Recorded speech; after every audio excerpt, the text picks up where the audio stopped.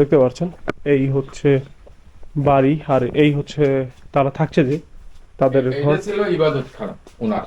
এটা না? এখানে ইবাদত করি আমাদের এই ধারণার পরে হলো এটা আমরা মনে করি সে আউলিয়া ছিল যেহেতু হ্যাঁ হ্যাঁ এত ইবাদত খানা একটা থাকার দরকার। হ্যাঁ হ্যাঁ। আহ ওইটা ছিল ওনার বেড। এইটা না? এই দেখতে পাচ্ছেন এটা ছিল ওনার থাকার ঘর, আর এর পাশে হচ্ছে ওয়াশরুম। এই যে, আর এগুলো হচ্ছে বিভিন্ন জিনিসপত্র রাখার জন্য, স্পেশালি হচ্ছে তখন কিন্তু মোমবাতি রাখতো, মোমবাতি রাখার জায়গা এটা।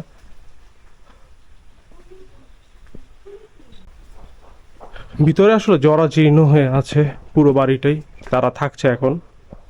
দেখতে পাচ্ছেন তাদের জিনিসপত্র এখন আছে, তারা জাস্ট কোনোভাবে আর কি আছে টিকে এখানে।